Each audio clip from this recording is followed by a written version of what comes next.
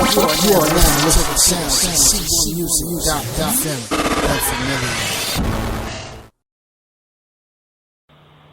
Yo, what's going on? It's your boy Deuce, definitely in the building, C1Music.FM, the familiar. You know how we do, all day, every day. We definitely gonna rock out tonight, as we usually do. As everybody know, last time we met, we had a good topic. And hopefully tonight, we're gonna have another good topic.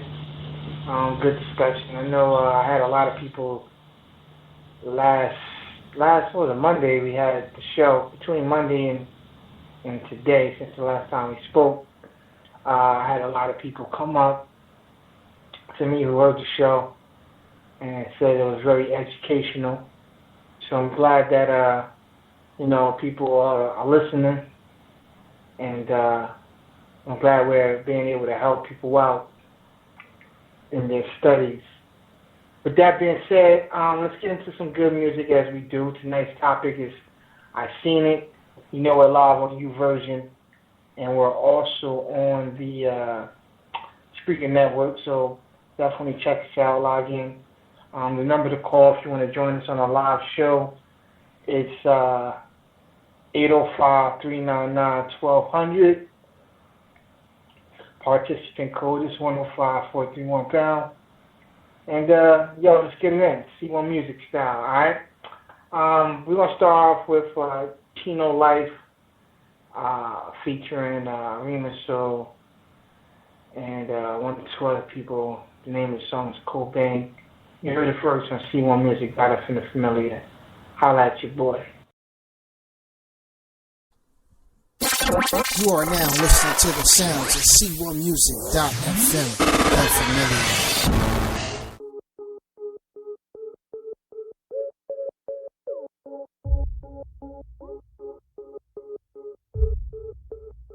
Yeah.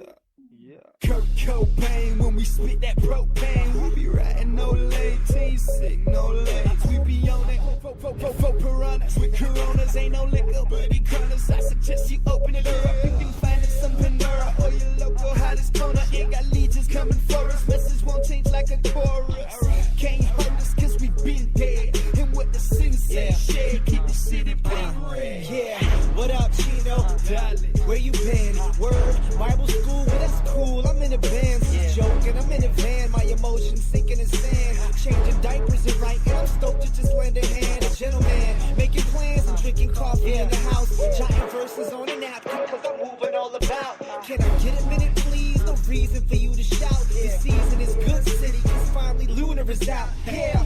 Fresher than Listerine, fresh. Blessed to be on a team that city. Been through so many seasons. Yes. We don't need another reason. Nope. To lift the name of Jesus. Nah, homie. You can't you tell, homie? Fresh out of prison, he paid that bill for me. Blink, and the thought is like a whirlwind. I can't wrap it around my hand, sorta like a turban. We make them nervous. We in they lane swerving. They say I'm out of this world. That's why it's so unearthing. Enough said. They keep sleeping on the team, but we feeding them. Go ahead and catch up on your Z's, cause I'm a beast with them. It's good city music, and yeah, we family treating them. Chino's on deck, now watch him bring the heat with them. And you already know it, it's Butter P the poet. The lady of the hour, ain't one for talk, I show it. I'd rather speak life than try to brag about some whips. Stay tuned for this lunar eclipse. Mr. Anthony Rose, I grew straight out that concrete. See, I was born in the streets, now I live in these beats. It's artificial, I swear I feel them in every beat that my heart takes. Don't believe me, just check. Sound like an 808 if you put your ear to my chest. Good city, the crews with me, rock with the best. So what it is, yo, Chino, my big bro, and I don't mean the club, but we tryna get him to live, yo. You are now listening to the sounds of C1Music.FM.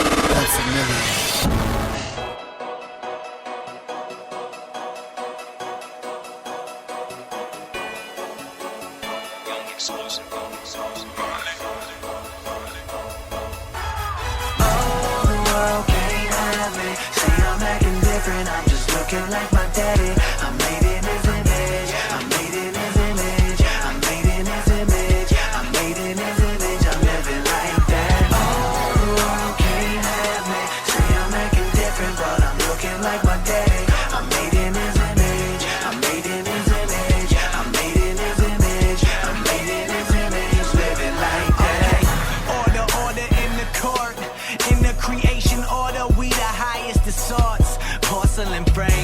pleasure inside. Now this is insane, we extra fly.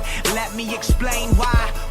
You were made a little bit of one of them angels. To us in our image it was mangled, but it doesn't take a vision away from the one that made you. Oh, that's major. I said the simple fact that creation is so creative is an exclamation point to the statement. This is amazing, so amazing, so amazing. If you got low self-esteem, well, this should change them. There's traces of divinity up in your frame, fam. So love God, love people, and thoroughly hate sin.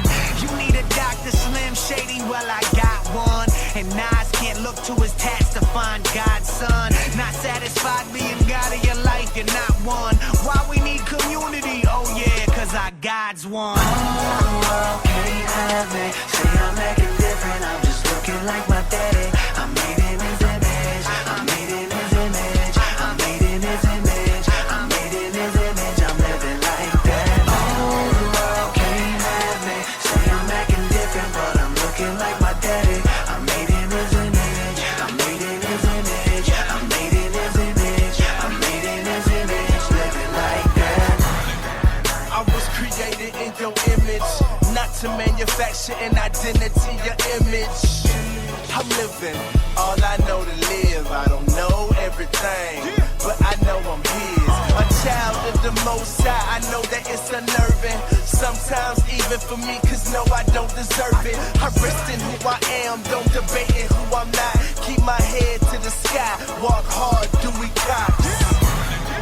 Used to hustle to be on top till I finally realized somebody died for that spot. And it wasn't mine to have, too far away for me to grab. Took nails in his hands while I was clowning on the slab, thinking I was made for pimping and trapping these worldly ways so attractive. Brain would still be his captive, minus Christ and his passion.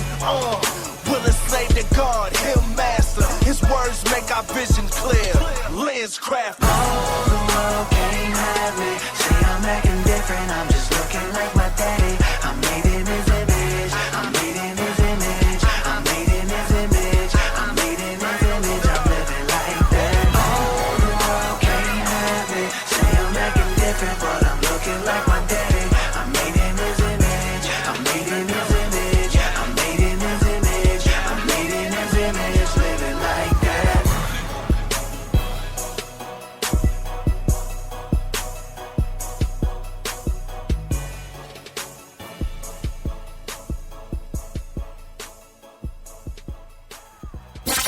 You are now listening to the sounds of C1Music.fm. Unfamiliar.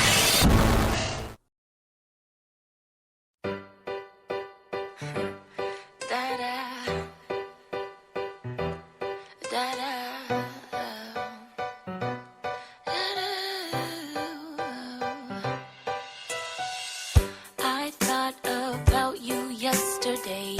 Since you've been gone, I've been okay. You wanna rule the world, I know. I'm so glad I let you go. Oh, and remember that chair you used to sit in right there. Well, I'm finally letting God sit there. If you feel bad, I don't care. 'Cause you hate him and his love for me, but he's perfect and he's all I need. You're wasting time when you call my line, 'cause I'm never gonna let you back in. Oh, the way you used to sing to me, you had me so confused I couldn't see. But look at me now,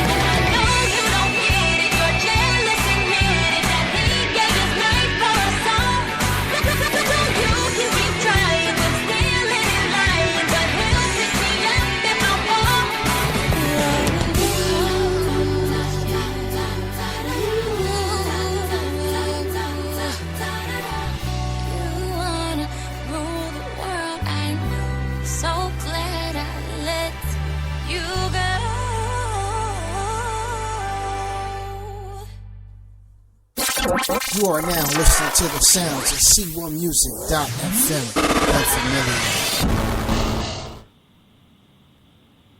Yo, what's going on? It's your boy Deuce. We definitely in the building.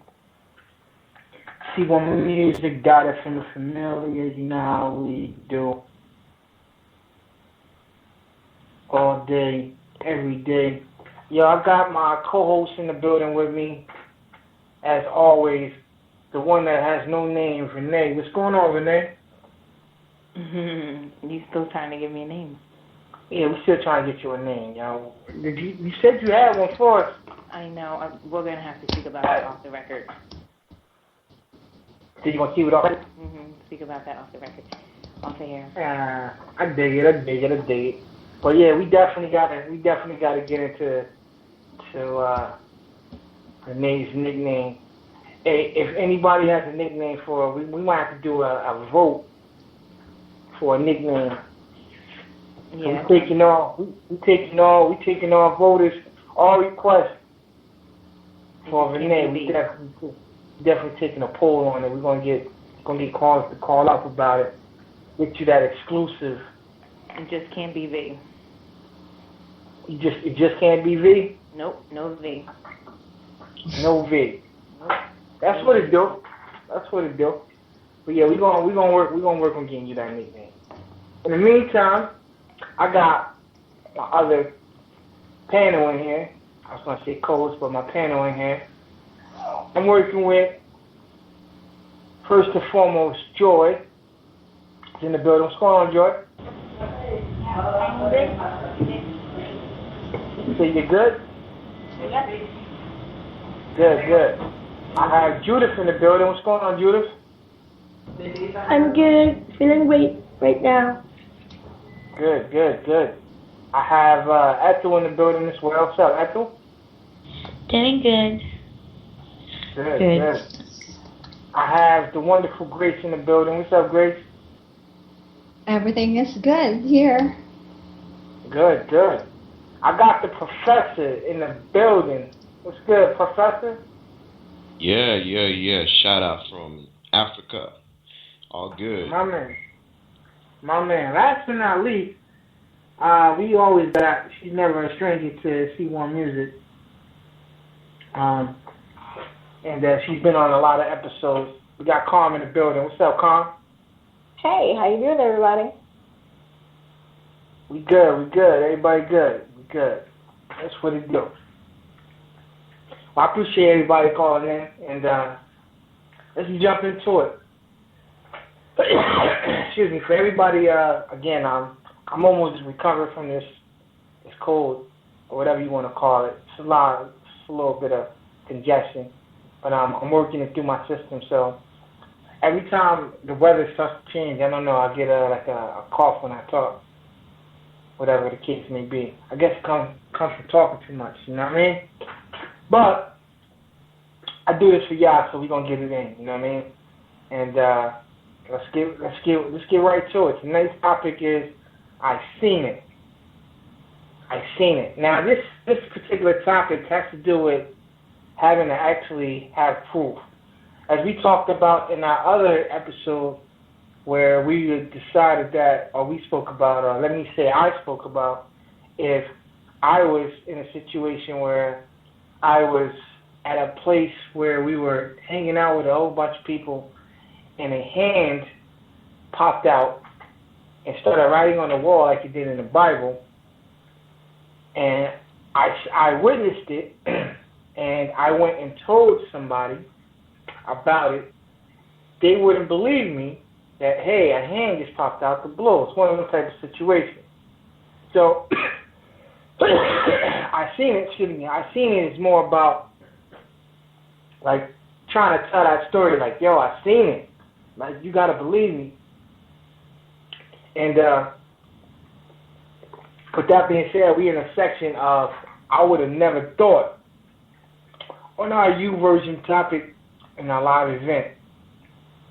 So if everybody got a chance to check it out in U-version, definitely go there and do that. You know what I mean? And let's get into it. Let's see. I wanna start with Judith. I would have never thought, Judith. That's where we start with you first. And the question starts off like this. Have you ever been in a situation where someone told you a story that was unbelievable and you had to see it for yourself, but when you seen it, you found out it was true? Actually, there's no person that's saying to me, because I believe, me myself, I believe, because I experienced the situation. When I was grade 4, I had a disease, a typhoid meningitis. I am a comatose within a month. It's really hard for me because the only way to eat is to add water through dextrose. I cannot eat solid food. It will more dangerous to my situation. I feel so sad that time because I don't really have no strength. I feel so very exhausted, fragile. After that, I saw the light grasp my attention to fight the disease. I told that story to my family after surviving on that critical situation. But suddenly, I see in their eyes that they do not believe for what I've told to them. But it's okay. The important thing is I know that it's really true, and for me, that was an extraordinary thing, and I will keep that experience until I die. Right. That's deep. That's pretty deep. Think about that, Renee. That's pretty deep, right? I guess I need a little bit more clarification on the question as far as if somebody tells you the question or her part of it. Well, I need some clarification on the question, so I can. The question is, have you ever been in a situation where someone told you a story that was unbelievable, and you had to see it for yourself, but when you seen it, you found out it was true? Okay. Now, in her situation, no, but are you? I'm not talking about her situation just yet. Are you implying that this person told you a fabricated story? They just told you a story that you didn't believe, but once you seen it for yourself, you found out it was true what they were saying. But when they originally told you, it sounded unbelievable. It sounded unbelievable. You know, so this can happen with anything. I mean, that's like I could tell you a couple of stories. And I'll give y'all a prime example. I could say I had a music studio for a longest time. And so somebody that come down to the studio and be like, do you know such and such? And I'd be like, yeah. And they'd be like, yo, did you know she can sing real good? Like, you should work with her. She can sing real good. And I'd be like, man, she can't sing. And they'd be like, yeah, man, where's the spot? She can sing. She sing at church and everything. And you'd be like, man, this chick smoke cigarettes and do this and that. She be wilding out. She don't sing, man. And then they'd be like, yo, I'm going to bring her down here. And you can see for yourself. So the whole time I'm like wasting my time, you know? Like, I don't even waste my time with it. And then when a person come down and sing for you, you like, whoa, what's going on here? Like, where you get to learn how to sing like that, you know? And it's mind-boggling. Like, you saying good or bad? Nah, they sound real good, you know what I mean? But you would have never thought that person doesn't look like a person that was singing, you know? Mm-hmm. I'll give you another prime example. I've seen people that you know, who you know in the streets, that you know running around in the streets, you know, a couple of people who could have been like the biggest drug dealer or something like that sort, or always the one that always getting in trouble and fighting, and then somebody tell you, yo, did you see such and such lately? And you be like, nah. You like, yo, he completely turned himself around. Like, he go to church and everything. You know what I mean? Like, he go hard for church and he's serious about his life with God. And we like, nah, man, I can't see him doing that. Yo, he was just wilding out like a couple months ago, you know what I mean? And then you see it for yourself, you're like, yo, I can't believe it. Like, my man just did a 360. You know what I mean?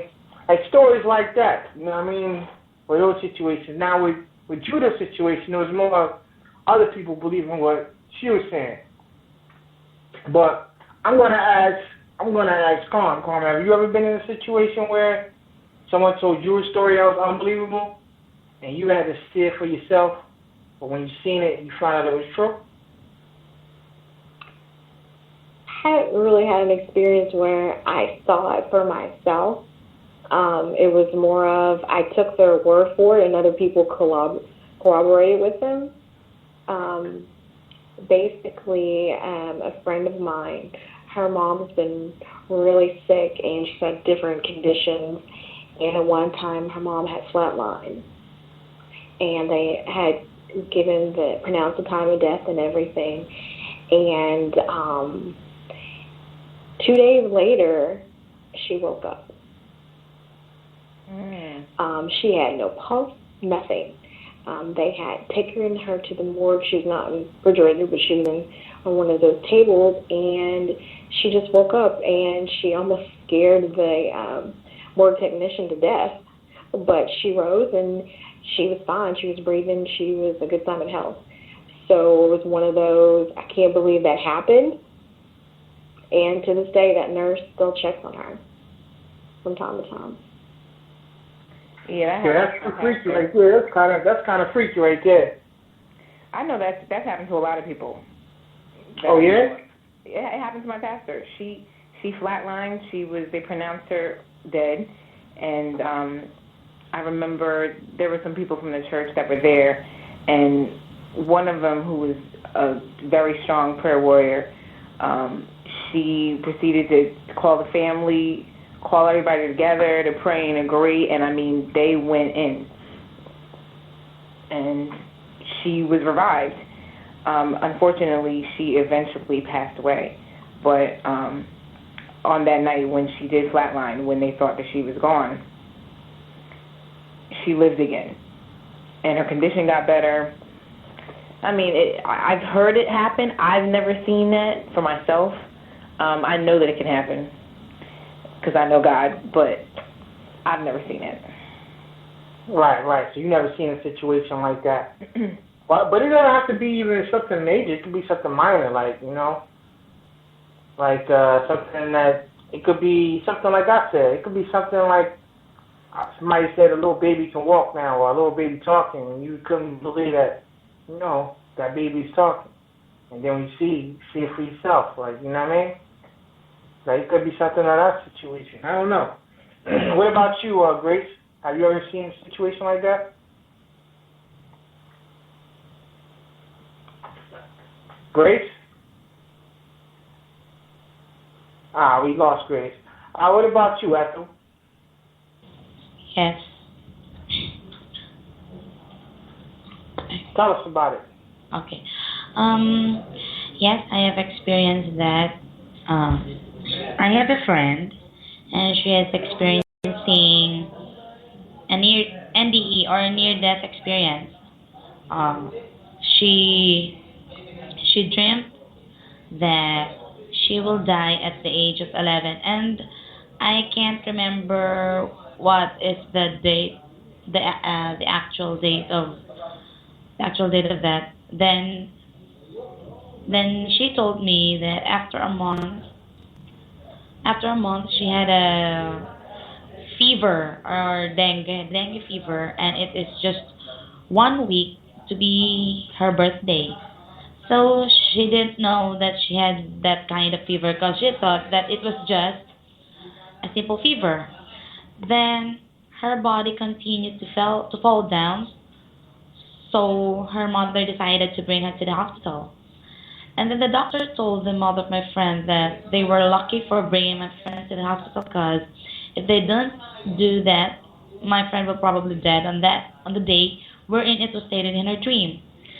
So this friend of mine is very unusual, actually, because she also experiencing OBE or out of body experience, and then one time I witnessed this kind of stuff. Well, it was scary actually, because when while she was I don't know that she is actually experiencing that time, and I'm trying to wake up her for about 30 minutes, but no response from her. I thought she was dead. And then after trying to wake up her for about 30 minutes, she opened her eyes and she tried to move, but she looked so helpless. She can't move right away, so I don't know how and why that happened. It is very unusual. Very.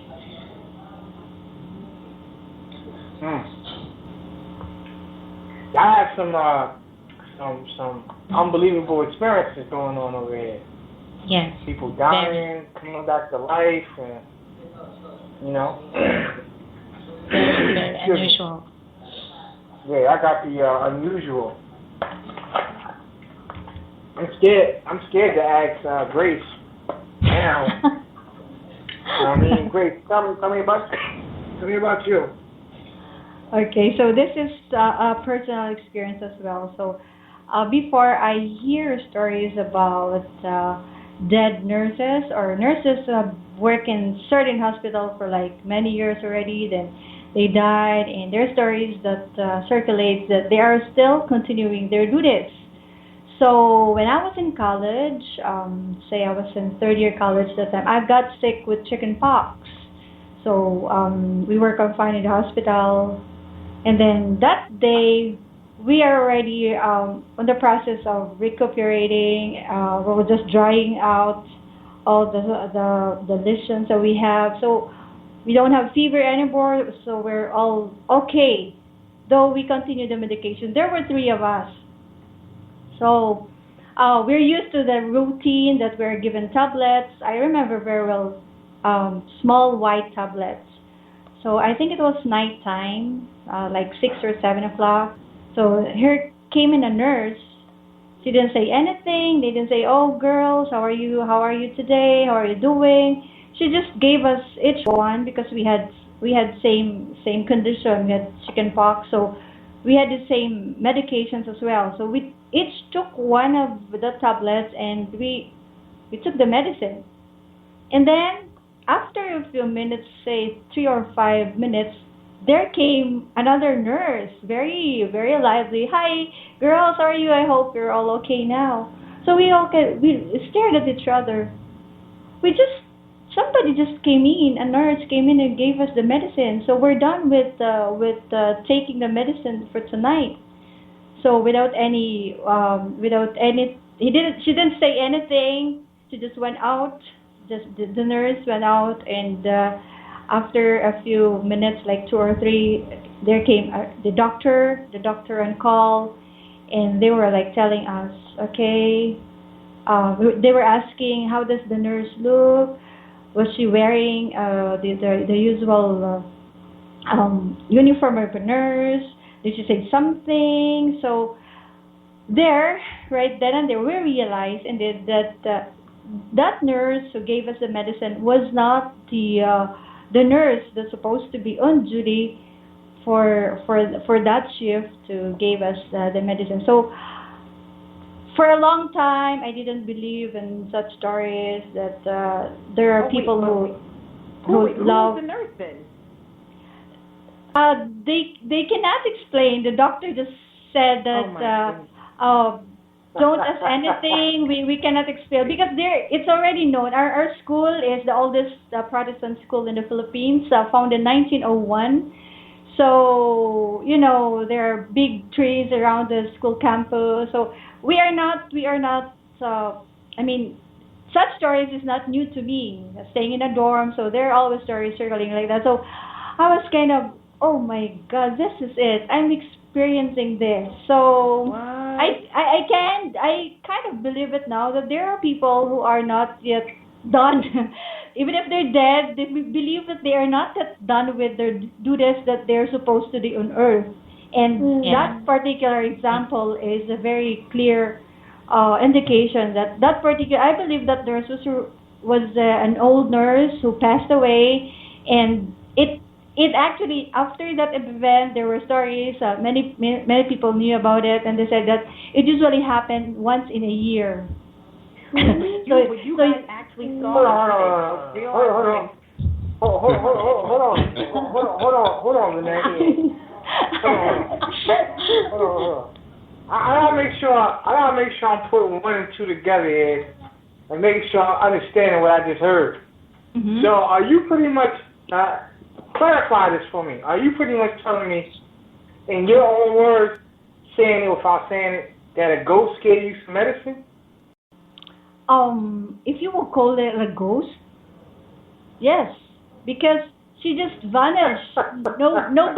Nobody saw her came in except for the three of us who took the medicines. Nobody was able to locate her after that. So, she was a what will you physical call being? that?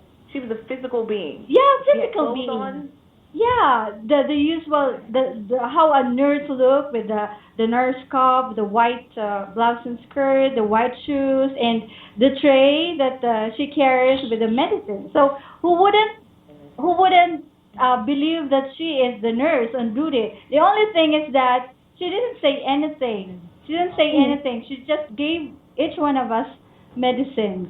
Oh my And God. we just thought that she was not in the mood for like talking to us. Y'all even asked. She could have gave y'all Yeah. poison. No, So what because is- Poison. no, because So was it I actual told you, medicine that took? there's small tablets for chicken pox, just for the Oh my scars that we goodness. had. So the reason why we didn't ask, because it has been almost 2 weeks that we were in the hospital. We are not allowed to go home unless the nature of the chicken pox is very what do you call it, contagious when it's about to be healed, right? That is the condition. I know what you mean. So we stayed there until we were really completely. So we imagine for almost 2 weeks the same routine. You were given the same medicine. So we were not doubting that this woman or this nurse was. But why is it that the doctors and everybody just came out of the blue and asked, "Was somebody in here with you?" Because the nurse who came in next after the first nurse, they already had an idea, of course, about such occurrences or such happening. So they rushed right away to our room and they told us to calm down. So if it was something natural, Calm down. You need to calm down. Like why would they tell you how to calm down if you thought everything was normal? I mean, because we already had an idea that that particular nurse was not the nurse, because the regular nurse came in. So it will really come into your mind that, oh, maybe this is already the story they've been telling a long time ago. So it happened to us. So the doctor also assumed that when he came in and the nurse that came in, the nurse on duty came in, he assumed that we are already aware of what's happening. So he said, just come down, don't take it this and that. But no further explanation. As in, just we didn't ask, we didn't make any more questions because we understood. But good thing nothing happened to us. Nobody died or some whatever allergic reaction to the medicines or contraindications came in after we took the medicine. So maybe the nurse gave us the right medicine. The ghost nurse. Wow, this blows my mind. So that's freaky, man. You're going to have to write a book about that. Yeah, actually it took me long to I said I don't have any experience. So when was it Joy or Judith who first told her story? So about the hospital today, it came very, very fresh to my memory. That thing that happened. Hey, he had a lot of books here. Out of curiosity, Mm-hmm. and obviously I don't know if it's a story that you want to remember or not, but do you remember seeing this lady's face clearly? No, I don't remember. No, I didn't remember the face. You touched her? You don't remember her face? But she wasn't scary. She wasn't like like a ghost or something. She was just like the, a the normal, normal human form, normal normal person. Because if it looks But you scary, don't, of course. but you don't remember. That's a face you gotta remember, man. When you start telling stories like that, you gotta remember that face. Interesting. I'm interested. You know what I mean? Hey, last but not least, I want to holler at my boy Tito. What's up, Tito? Yeah, what's happening? Hey. So talk to me, man. I know you got a story to tell. I got a story, man, but nothing's gonna top what Grace just said. I don't know. Grace will have me scared sleeping night tonight, man. Oh, that's crazy. I'm just playing around, but go ahead, man. What you was about to say? Well, I got lots of stuff to say, but I'm just gonna pick one. I have never, conceived in my mind, that people get robbed on gunpoint and stuff like that. It's just, you get to see so much on the TV, on the movies, that it's not specifically real to you. You know what I mean? Right. I mean, yeah. I mean, you see cops with guns. I mean, here in our country, it's only cops who are allowed to have guns. And if you have a gun, it's probably just an old rifle or something. It's really hard to get one, or at least get a license. So you don't get to see guns, with civilians and stuff like that. So anyway, I've never imagined in my head that I would be involved in, one of those situations where, you have a bunch of people with a bunch of guns just surrounding you and taking whatever it is that you have and then shooting someone and then going. To be honest, I have never conceived that I would see someone get shot in the head. Well, until I did see someone get shot in the head. And it's a crazy story. Oh my goodness. I mean, I have never recovered from that. I do not like to see handguns in any situation. I don't like seeing them. I don't like being close to cops. Not because I don't like them or anything, because they're carrying, because they're packing. And that freaks me out. Well, this was about, was it 2005, 2004? Anyway, it's like 7 years ago or something like that. We were going to the bank with my boss, and we had a couple people in the back. I was seated in the front with him. He was driving. I was going to the bank just to deposit some cash and some checks. And, suddenly there was like two cars. There was one in front of us and one behind us.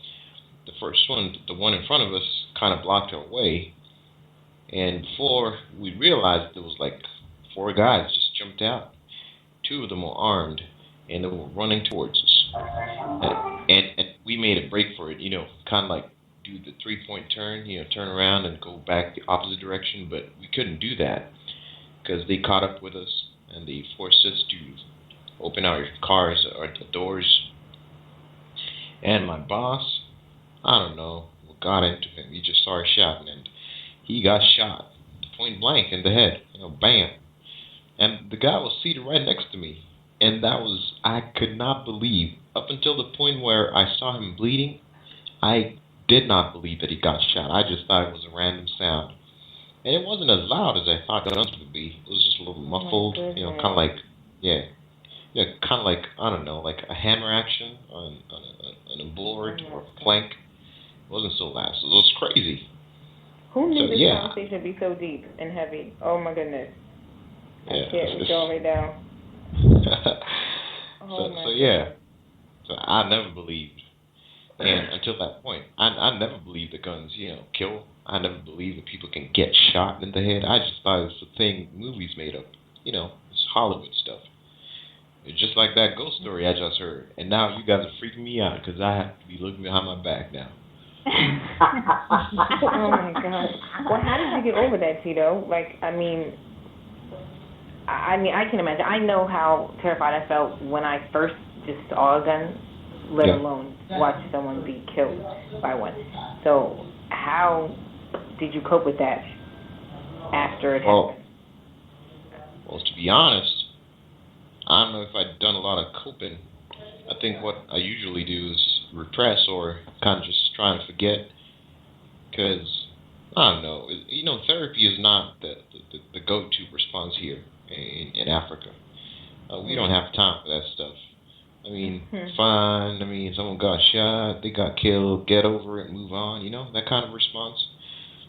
But to be honest, I've never recovered from it because I was in an almost similar situation and I was placid. I mean, my emotions were nowhere to be found. I mean, I was getting robbed, but I felt nothing.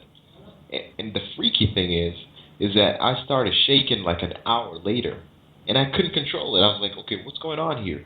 Fine, I got robbed, nothing, I didn't get hurt. So why am I shaking? Why am I remembering what happened to me, like 7 years ago? So, in terms of recovery, I don't know about that. It's probably still in there somewhere. It's hiding. Well, yeah, the fact that you were shaking, that means that you were having a physical response to what happened. Everybody kind of releases that differently, but did you ever talk to anybody else about it? Nuh-uh, Oh, my goodness. You should, man. You should get that out. You should knock that out, man. You should definitely have a conversation with somebody. That's deep, man. That can mess somebody up, man. You know what I mean? Yes. Yeah. That definitely can mess somebody up mentally, man. That can mess somebody up for real. Like, I personally think that if I was in that situation, I would have to talk to somebody, man. You know what I'm saying? Just to get it off my chest. You know what I mean? Just to get it off my chest. And just to release it. Because I can't see how you can suppress that in your mind without revisiting that. Even, like, dreaming or thinking about it. You know what I mean? Like, that's serious, man. I've seen somebody get shot before, but not up close. You know what I mean? Yeah. I haven't been exposed to like somebody like straight up just boom. You know what I mean? Take somebody out. I've seen shots get fired off, and I've witnessed. I've never been robbed before, but I have witnessed other people in the midst of just finishing getting robbed, you know what I mean? You looking like, oh, what just happened? You know what I mean? But I don't know, man. Like, see, I don't know. We come from two different necks of the woods, man. Like, that's why you gotta be on your P's and Q's nowadays, especially going to the bank and stuff like that. It's not safe, man. You gotta be, you gotta be safe, man. You know what I mean? Like, I don't know. It can happen to anybody though at any particular time. You know what I mean? You never know. And that's how this world is, man. But either way, man, I'm gonna keep you in my prayers on that, man. And hopefully that, you know what I'm saying, you definitely one day get that off your chest and talk to somebody. You know what I mean? In the right form, as well as even grace. Because I can't see me experiencing something like that and then sleeping at night like everything good, man. Like, you telling me you had a ghost use the medicine, man. Like, that's one of them crazy stories, man. Like, a ghost gave you medicine. Like, what kind of medicine did they give you? You know what I mean? And then the fact that you said that the doctor knew that the ghost, that you seen a ghost. Like, how do you even have a conversation with somebody or explain to somebody like, oh, that wasn't the nurse. So who was it? Oh, that was the lady that been here for years. What do you mean? Like, you would have to give him more than that, man. You know what I mean? Like, I would have been pissed off. So I'm like, yo, this lady came in and gave me medicine, and then you telling me this is not the nurse. And then you got to explain to me that the nurse is not even a nurse? The nurse is a ghost? Like, nah. Nah. That's a hard bar to chew, you know what I mean? So, I don't know, man. You know what I mean? Like, both of y'all got some freaky stories, man. But I'm glad that through it all, Grace, you was able to, get healthy and whatever the case may be, and you know what I'm saying, you back in full effect, and nothing happened to you. Yeah. And with my man Tito, I pray that I'm glad that you know, through it all, you are. I hope that that's not the reason why you stay in the house all day long and just work. You know what I mean? Who knows, man? I hope that's not a significant reason, man. I think that if it is, you definitely need to get that off your chest, man, and move on. You know what I mean, with your life, man. And hopefully that you can release that to God and you know, and then be thankful, man. Like you were sitting next to my man, and it went through his head, man. The fact of the matter is that it didn't. I don't know, man. I don't even feel like talking about it because I don't even want to play that scenario back in your head, man. You know what I mean? Right. Next thing you know, you be on the phone shaking, and I'll be like, yo, chill. And you can't, you ain't nowhere to be found, man. Yeah, I'm good. But with everybody, if y'all can, we're gonna ask this question. I want to know a situation here where has everybody been in a situation where when you went to somewhere, let's take a car accident. Let's say 3 people were in a car accident. I've seen this before. Somebody get in a car accident, 3 people was in the car, then you got 2 people was in the other car. And when they tell the story, all the stories are totally different. Have anybody ever witnessed something like that before? Well, I mean, not even just about a car accident, about any story for that matter. Right. Well, tell me about it. What's up? I mean, I can't pinpoint one thing. I know,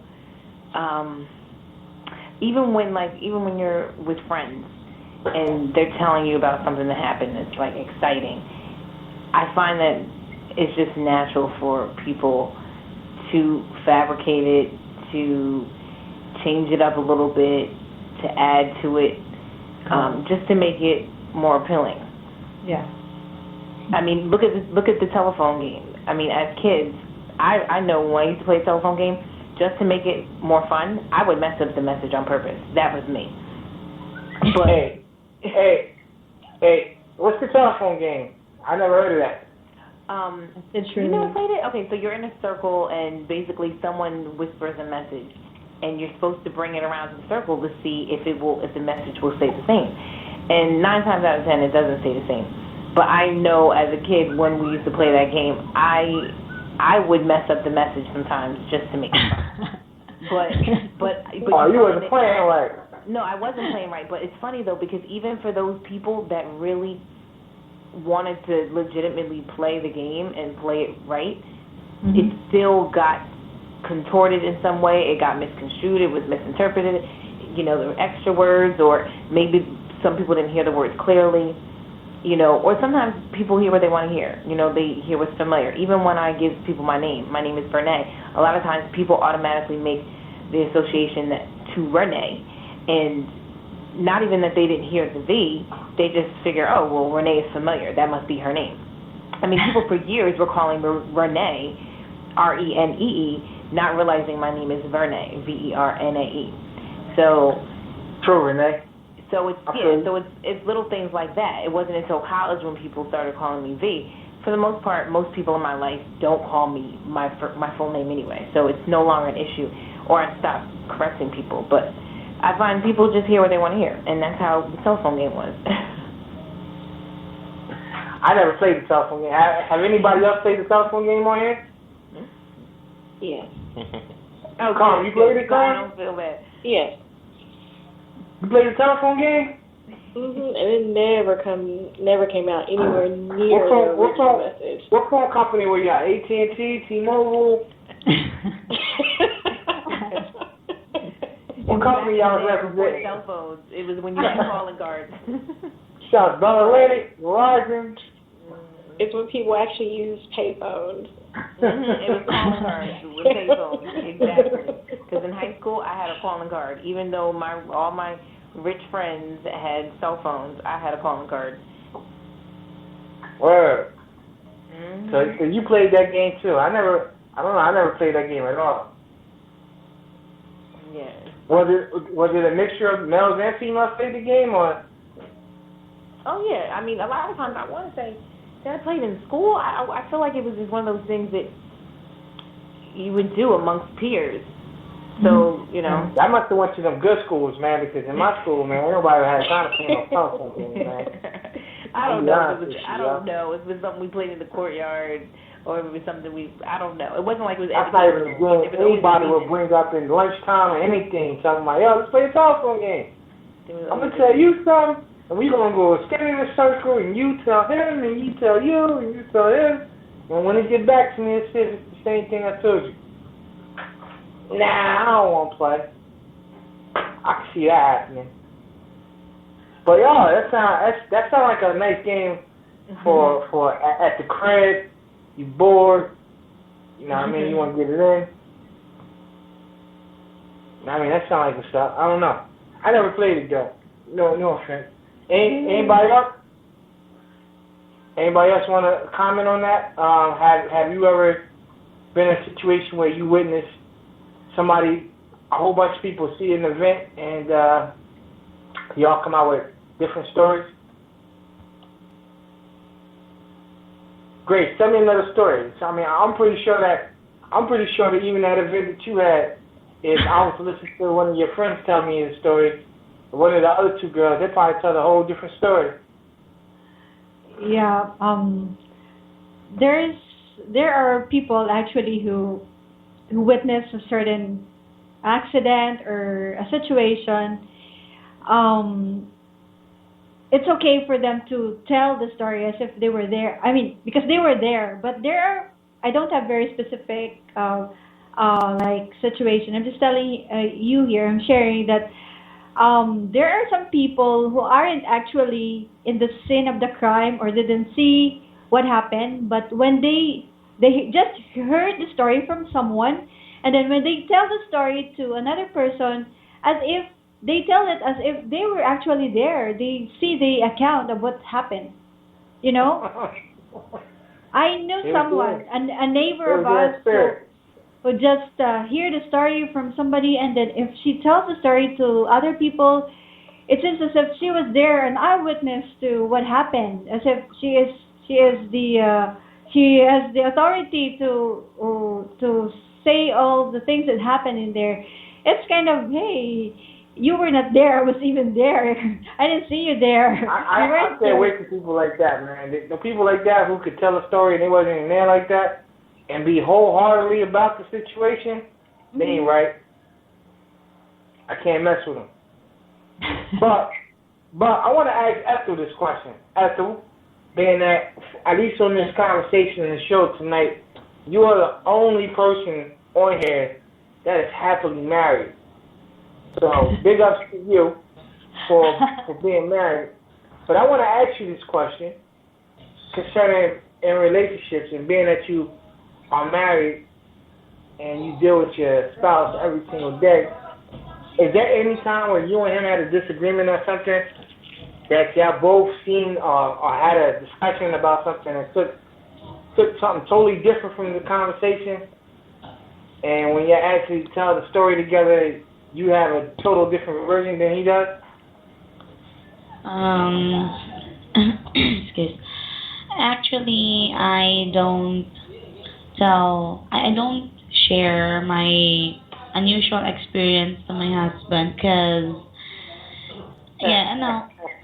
I know that he will not believe me, So I'm talking about something that y'all did together. Let's say you and him had a conversation about something together. You know what I mean?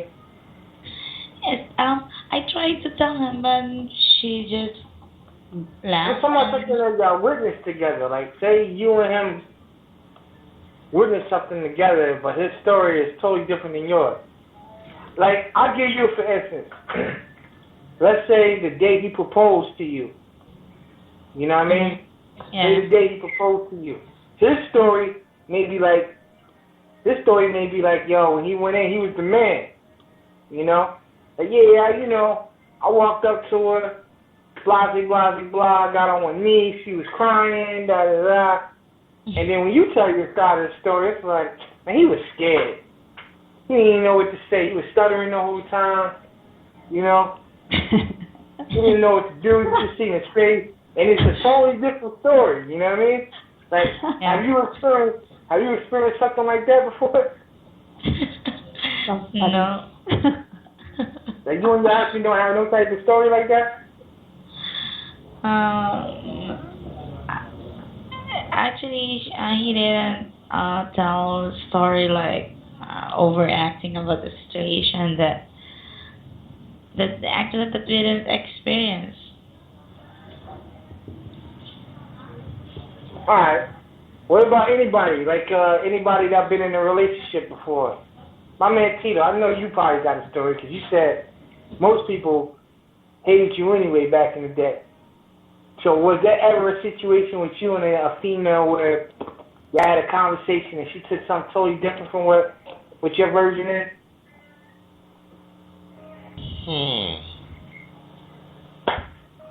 I don't know. Yeah, listen. That happened to me a couple times. You know what I mean? I want to know if, you know.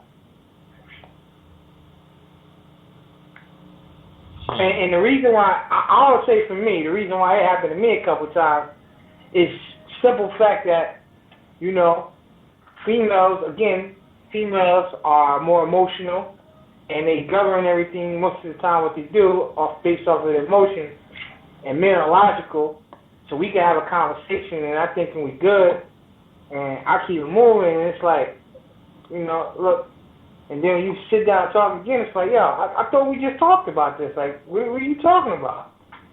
And I'm thinking practical here, and it's like the emotional connection ain't there, you know what I mean, for me. And it's like, I thought we handled this. Like, why are we talking about this again? You know what I mean?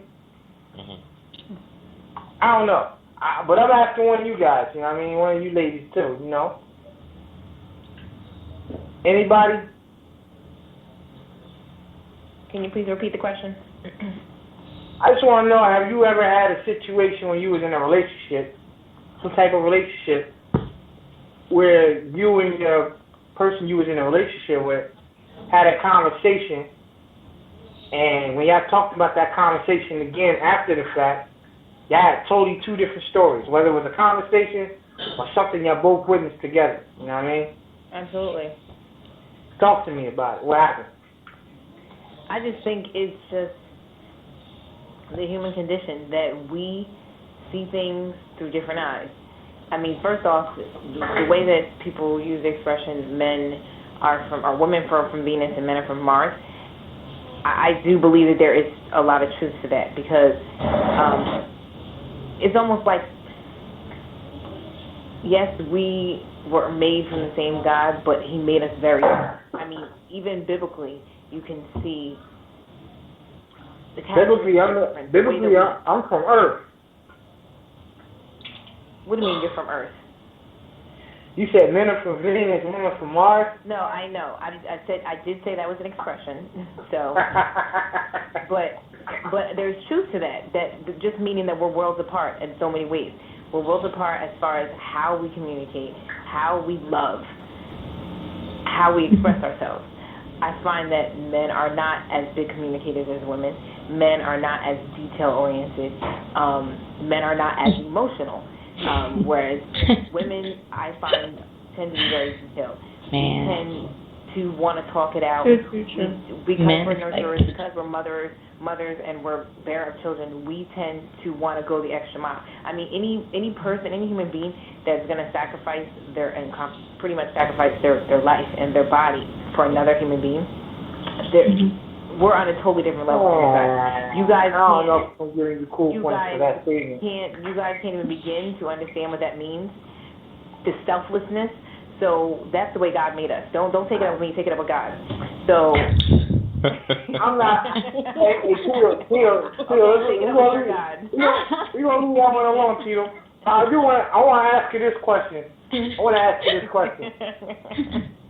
Renee, so are you saying that females are better communicators than men? I'm saying I find that they are. I don't know. You find that they are? I totally disagree with you. Well, okay, but I Well, let me ask you this question. To take a poll and see how many people are going to agree with you and how many people are going to agree with me. And you have to. We can do that. We can do that. But let me ask you this question: if females are better communicators than men, why is it that then when females communicate with each other, it's always problems, whereas when men communicate with each other, there's no issues? Okay, well, that's a whole other issue. Why is it a whole other issue? No, You're talking about communication. Well, we're first you're asking about the dynamic between men and women. The dynamic between men and women. I'm talking about communication in a whole. Even if you're talking about a man speaking to. It doesn't even have to be. What I'm speaking about, because you started out with relationships, meaning romantic relationships, men and women. So that's what I'm speaking to. When I say communication as a whole, I'm not really. Let me finish. I'm not really generalizing. I'm saying in those type of relationships, the male and female relationship, I find that women tend to be better communicators, or they're more likely to want to communicate and get it out in some way.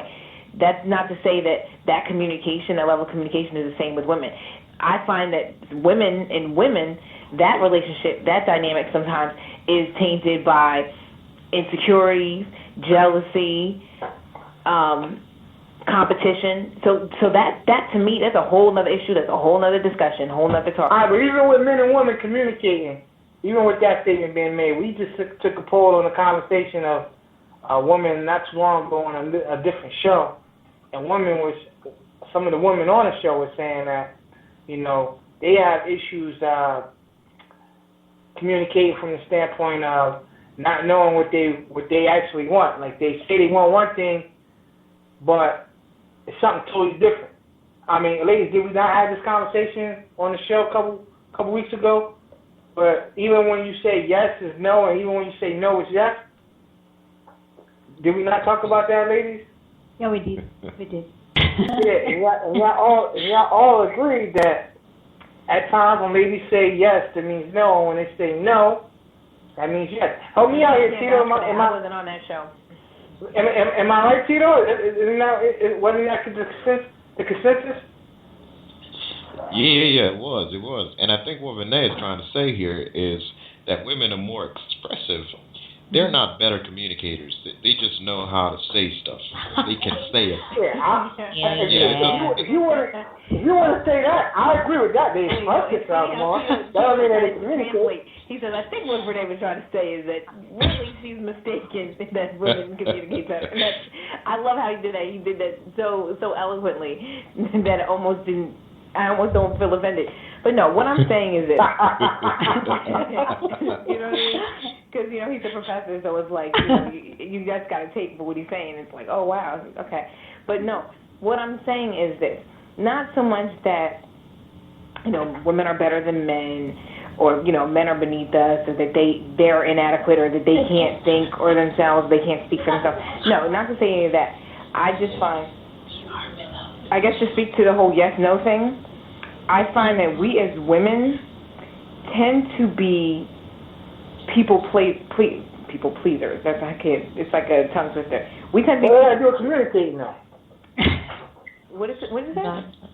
What does that have to do with communicating? If you're a people pleaser, I mean you don't communicate effectively. No, when you were talking about why women say yes when they mean no, or say no when they mean yes, because I think a lot of times women are trying to tend to the needs of other people.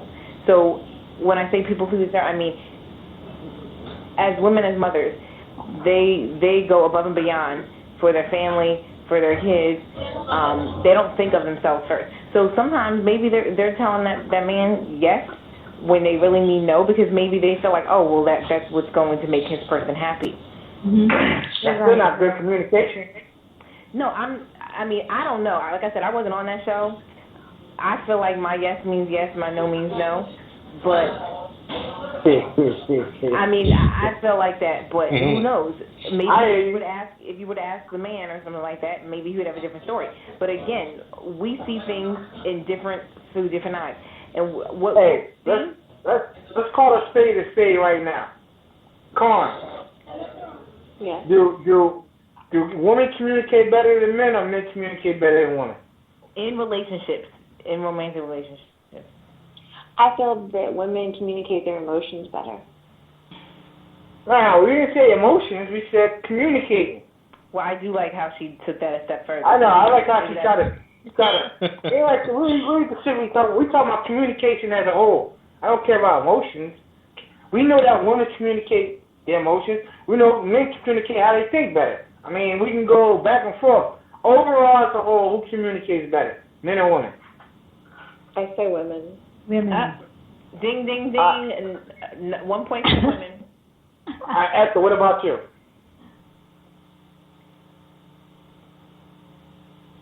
Esther? Hi, hello. Who communicates better, men or women? In relationships. In a relationship, I agree with you that I admit that the women are expressive, but men is a better communicator. You said men. Yeah. All right, great. Men or women? Of course. Okay, so 1 point for Ethel, but for men. But Women. Ethel, I need you to elaborate. Come on, I want to move on with the show. We're going one by one. You and Ethel can have a rap session afterwards. Grace. All right. Women. Joy. For women. Men or women communicate better? Women. Women. You said woman? Yep. I can't even hear it. You can't communicate with me right now. What's going on? What you saying? She said women. So Yeah, women. Why she sound so far away? I can't hear her that well. Oh, wait. You gotta fix the mic, Joy. It's women. All right. What about you, Judith? I'm a woman, so woman. Dude, come on. What y'all doing? This I'm a is not woman, fair. so a woman. What about you, Tito? Come on. You know what this is going, man. This is man against women. Now, what's funny? No, What's because funny Ethel is, said men. Ethel said men. hold on. But what's funny is, I know Calm on a personal level. Calm, I know you do not communicate better than men. Grace, I know you don't communicate better than men as well. What? Yes. How you calling people out? Renee, I know you don't either. How you calling people out? No, because I talk to y'all. No, you're biased. No, we're talking about I'm not men and biased. women. Listen, men and women in a romantic relationship. None of us are in a romantic relationship with you, so we're not speaking about communication in general. At least I wasn't when I said what I said. I was speaking about the dynamic of a man and a woman who are involved in some way. Not just in general, like, oh, who gets up and speaks better in public. Like, no, that's not what we're talking about here. Y'all full of it, but we're going to move on. We're going to move on to John chapter 20. The doubting Thomas. We're going to get into a song real quick, and we're going to come back after this, and we're going to get it in. C1music.fm familiar. Find it on your Bibles. We're at John chapter 20, verse 24. We're going to be starting that. And we're going to read the section of 24 to 31. I have it on my ESV Bible, but we are going to get it in. Alright, so we're going to get to some good music, find it, and we'll be back after this brief song. C1music.fm familiar. Get at your boy. Let's get it. You are now listening to the sounds of C1music.fm familiar.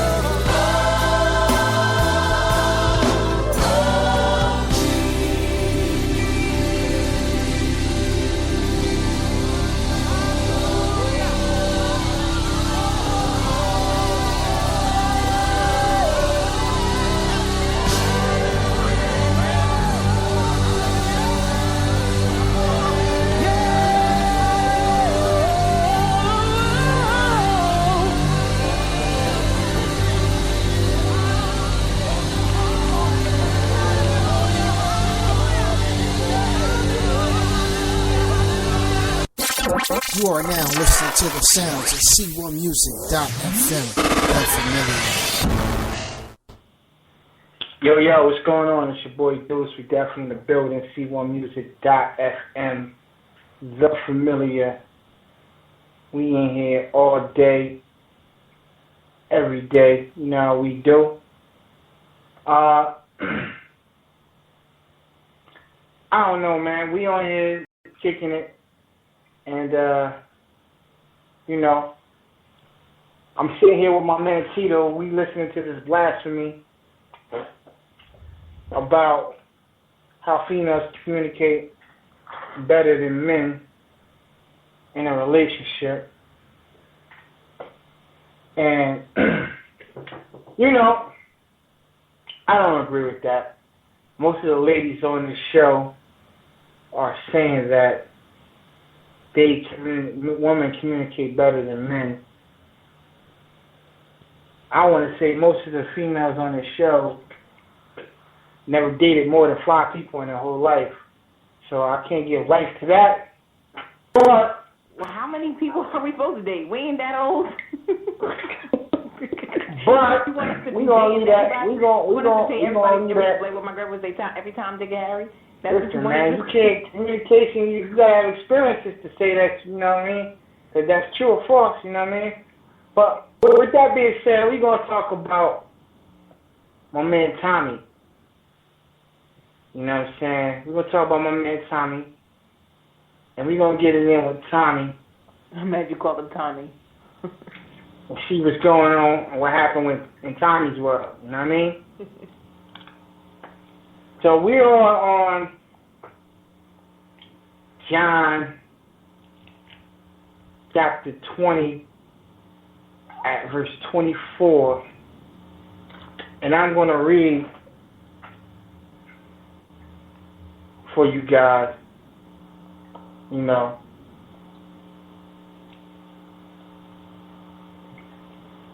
I'm going to read for you guys the passage, and we're going to get it in. Alright? Actually, I'm trying to think. I'm looking for my good book. We're going to read from the ESV. I got it on the ESV for everybody who are listening in. We do have the topic up on the board on the live YouVersion event where you can read along with us if you don't have a Bible. And we're going to read from 24 through, I believe it's 31. 24 to 31. I'm going to read along right now.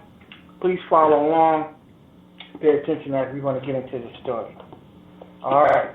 So we start off with verse 24 that says, Now, Thomas, one of the 12, called Twin, was not with them when Jesus came. So the other disciples told him, We have seen the Lord.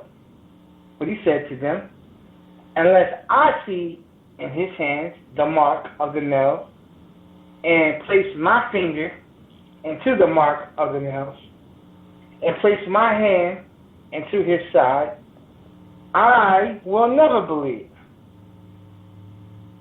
8 days later, his disciples were inside again, and Thomas was with them. Although the doors were locked, Jesus came and stood among them and said, Peace be with you. I want to stop right there before I read 27. So we got verse 24 to 26. What we have here is Thomas. He's talking to the 12. One of the 12. He's talking to, the group of 12. And he's saying to them, the group is saying, Hey, Jesus is risen, man. We're seeing him. Everything love. He with us again. And Thomas is like, yeah, right. Like, listen, I'm not believing nothing y'all saying. It's not only do I see the mark on his nails, but I also put my finger into the mark where the nails is at. And place my hand inside of it. Until then, I'll never believe.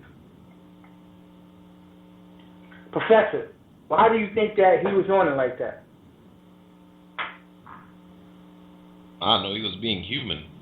I mean, whether the rest of them admitted it or not, he probably gave the most honest response in that group.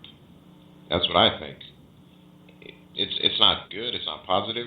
I mean, he's been labeled to be the doubting king of the world, but that's a go-to response for most people. Right. All right. What about you, Grace? What do you think about it? Was he the only one with a human opinion? Yeah, he was being himself, being human, but it shows a lot how little faith he has. I mean, he has been with Jesus for many times, a disciple, and yet here he comes with such little faith that Jesus is alive again. Right. I don't know. I think that they was in a building too, like they chilling inside a building. Imagine that though. You know, you don't believe none of this stuff that they saying. You in a building kicking it with your boys. That's what he was doing. He was in there. The doors was locked. Everything was locked. And then out the blue, Jesus is standing there like, peace be with you. And that's what he said. He just appears out of nowhere. Peace be with you. You know, nobody else could have got into the room. Like that nurse did. Yeah. When he talks about the blue, peace be with you. Renee, what is your response if you was him? Like, you know nobody could get in, the doors was locked. They just told you a story that the person died, now they're risen. You know what I mean? He like, nah, I don't believe it. And out of the blue, he like, yo, peace be with you, out the blue. What's your reaction? Well, at that point, he has no choice to believe because now he's standing right there in front of you. But would you still want to put your finger through his hand? Or would you want to be like, yo, no, I don't nah. I don't need to touch it. But you don't need to touch it? No, I don't need to do that. My aunt used to say, you know, you don't have to, what she say, you don't have to smell you know what to know it stinks. So if you're standing right in front of me and you're talking to me, then that's a belief enough. But what Tito said, I think, is pretty right. That's pretty accurate that, you know, that was an honest opinion because honestly, I think a lot of us, myself included, would probably be like, no, that didn't happen. Like, you really would doubt it. And that's why they call him Doubting Thomas. All right. What about you, Clark? I'd like to say that I believe it. If I saw him raise him from the dead, why couldn't he raise himself? But I wouldn't want to see it. I wouldn't say I don't believe. I believe it, but show me too. All right, so what if he just, you know what I mean, one day, just, you know, the doors was locked, everything was locked, and he just popped up in your crib like, peace be with you. Now I would take off, opposite direction. Like, hey, yo. Like, and you don't even believe that he alive or anything, so you just somebody start, peace be with you. Just came into the crib, no, like, would you think he a ghost? Like, would you think he was dreaming? Like, I mean, like, you know what I mean? Like, you know the door's locked, everything loves, like, you shut it down for the night, and then out of the blue, peace be with you. Hold up. I think it's like last time we talked about the hymn. Why? I think I'd have a break with reality. I need to check myself to make sure that I'm quite there, because he'd have to say peace be with me or I'd be out of there. Whenever you say peace be with you, you might be out of there anyway. But check it though. But yo, Tito, check it though. He then go on to say, then he says, y'all in there with your boys. You in there with your boys, Tito. He comes out the blue, peace be with you. Then he looks directly at you, and he says, put your finger here. See my hand. Put out your hand and place it inside of mine. Like everything that you said, after that I'll be like, yo, somebody set me up, man. Come on, yo. Am I being punked? Yeah. That's what it looked like. Would you still believe, or would you be like somebody playing games? Yeah. I believe it's a very elaborate. It would be a very elaborate prank because wow, how would anyone know that I did not believe him? First of all, I looked to the guys that I told that. Okay, where are they? You guys put me up to this, didn't y'all? And then it totally ignored this guy was telling me, put your finger here. I mean, why would I need to do that? By the way, was he glowing or stuff? Did he look normal? I mean, what was I looking at? I don't picture it here in the verse, so. I don't know. I gotta look that up real quick to see if he was glowing or anything like that. So, I would have think that he was in his glorified body, but obviously he was in his glorified body. But I don't know if you would consider the glorified body as glowing. I don't know what you know what I mean. Yeah, we should ask Grace. I can't give an account witness to what it looked like. You know what I mean? We should ask Grace what the ghost looked like. Maybe that can put things. But we know that the ghost movement and the glorified body is two different things. You know what I mean?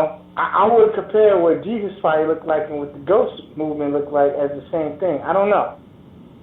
I can't really say. You know what I mean? It's not my place to say. But I don't know, Grace. What would you have done, being that you had experience like that, something similar? Mm-hmm. Saying you was in your house chilling, and then one of your people you was close with, and out the blue, you know what I'm saying? People say, yo, I seen such and such, and you like, nah, I ain't seen him. And then,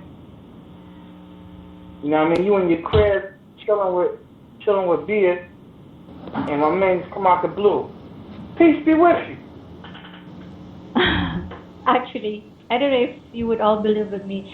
I'm actually not afraid with ghost stories or stuff like that. I'm more afraid with the human beings. People who have bad intentions, those who are alive, because they can actually do harm to you if they really pursue whatever is their bad plans for you. But with ghosts, I don't think they can do you harm. They can stare at you, scare you away, but nothing but with Listen. Let me tell you this. Let me give you some information. I don't know what you would consider a ghost as. You know what I'm saying? Would you consider a ghost as somebody that died and is trapped here? Would you consider it as a spirit? Mm-hmm. An evil spirit? A Roman spirit?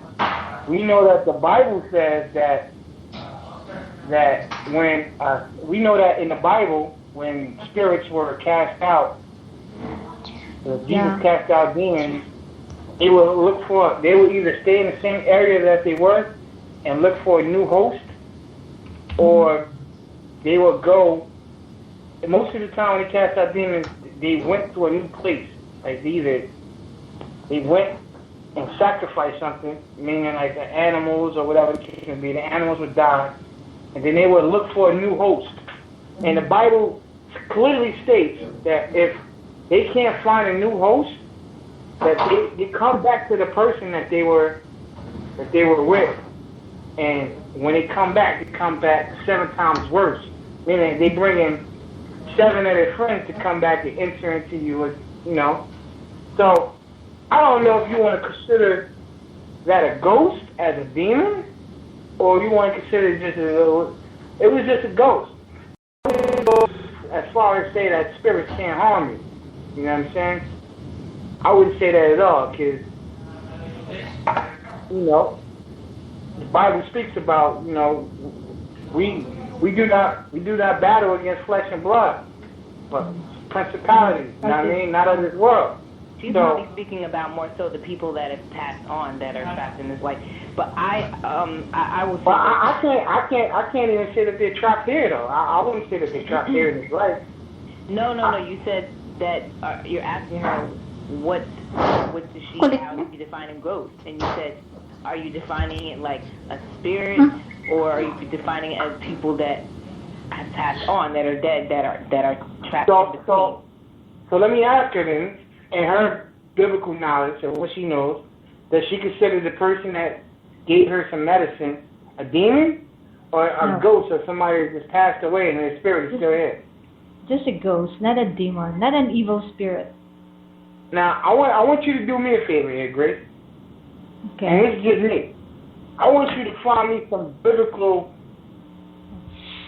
facts to support your theory of that person died and they just here. Their spirit is still here. All right. I will do a research. Give me a day. Yeah. You know, find me something to say, you know what? I believe that when people die, they're still here. Their spirit, because a ghost, you said ghost means spirit, a spirit body is still here. Dude, but in her defense, even if she don't find it in the Bible, she still said a woman came in and gave her some tablets, and she's still here, and she ain't got chicken pox no more. Yeah, but she said. I'm asking because demons are here. I have to point out in the Bible, all throughout the Bible, are demons being left behind here. You know, but I can't give no account to ghosts. So you saying that the demon that gave her the tablets? And there's some. Listen, I'm doing a study right now, and I found out that there's two ways that Satan works. He does it by domination and manipulation.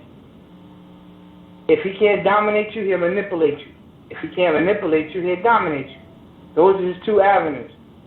You know, either manipulation or domination. That's how he tries to conquer the world. You know, let's say if something happened and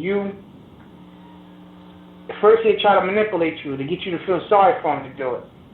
And if that don't work, then he'll go for the takeover. You know what I mean? He put the pieces in place to do that, and that's how he works. You know, behind the scenes. Yeah, either find a way to manipulate you or find a way to dominate you. And so, I mean, I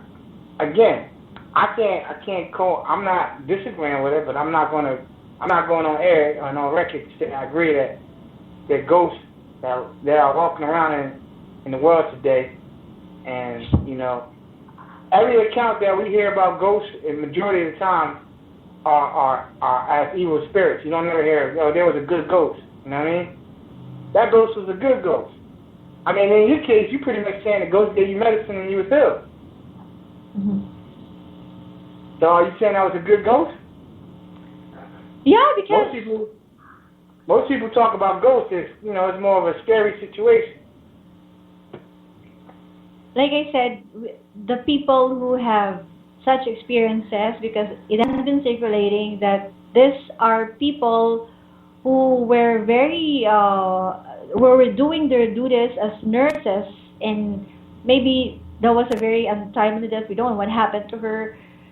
So I think it was a good ghost. She was still doing the routines, the things that she did. But it doesn't happen many times. They just say it happens like once in a year. So I can't believe that. Right, and at the time when she came in, it's not like you knew, oh, this is a ghost coming in to give me pills. No idea at all. But we only wondered why she didn't talk. She didn't say anything. And then after giving us a medicine, she just turned around and walked out from the door. And after a few minutes, here comes the nurse saying, "Hi, how are you all? Are your medicine?" So let me ask you this question. Since we're playing off the word ghost, let's say people in that hospital reverence this ghost as a super being, a high being, because of the simple fact that once she helped you out, you know, they know about it. They don't warn anybody about it. I don't think that. I guess they accepted the fact. Or maybe they like, oh, it's cool that the ghost was there and she's helping everybody out. They reverencing that. Do you think that that's the Christian thing to do? Give credit to the ghost? Grace? I don't know. You don't know? What do you mean? What's the question? It's a Christian thing to do to believe in ghosts? Is that what you're trying to say? No, I'm saying to you to give power to reverence. People in this particular hospital know about this ghost, but nothing is being done about the ghost. Yeah, because so either they're accepting it or they're paying homage to it. You know what I mean? And I'm asking you, what are they supposed to do? Call the cops on her? What are they supposed to do about the ghost? Yeah. What do you mean? What do you mean? What are you supposed to do? That's like somebody who having a demon inside of them. I mean, like, what do you mean? No, Call the cops? we're not doing anything about the ghost. What are they supposed to do about the ghost? You speak in Jesus' name. In Jesus' name, you have control over anything. It's the power in the name of Jesus. So what kind of question are you asking? What do you mean? If I'm in a situation, if I'm encountering a ghost or anything freaky like that, I'm in my prayer room getting busy. Right, but you don't know that these people were Christians. You don't know that they believe in God or Christ. Either way, so that goes back to my question. So if they're reverencing it, how can you then give credit to it? That sounds like, in my aspect, sounds like more of a demon per se than it would be a good ghost.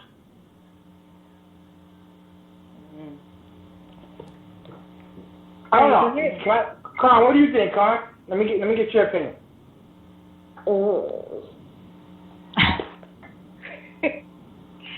That's a little bit difficult. I mean, you can speak in Jesus' name, but I mean, you didn't know what it was going on in the first place, and the people who found out about it, they probably didn't believe it. They didn't see it. They didn't believe it. Okay, I'll go along with it. That's what you're saying. Mm-hmm. It sounds like they never really see it. They hear about it, but they didn't see it. Exactly, and the thing is, after some patients. What does that mean? Hold on for a minute. You said exactly. Hold on for a minute. Con, what does that mean? So what? They didn't never see it. You never seen God, or you never seen Jesus. You believe in Him. What does that mean? Well, if you see a demon, okay, then you're gonna speak in Jesus' name. Never you seen don't a demon see it, before then either. okay. No, don't. I'm not trying to either. Right. So we're talking about the unseen right now. So tell me, I'm saying, like, at the end of the day, what is your real feelings about it? You giving me what you think they thought. I want to know what you know, in your situation. Do you think that was a ghost? Do you think it was a demon? You give me your personal opinion on that. You know. I've never had any experience with ghosts. If Grace says it's a ghost, then it's a ghost. And okay. So what is a ghost to you? What's your definition of a ghost? Some type of apparition that's not alive. It's manifesting into an image that you can see.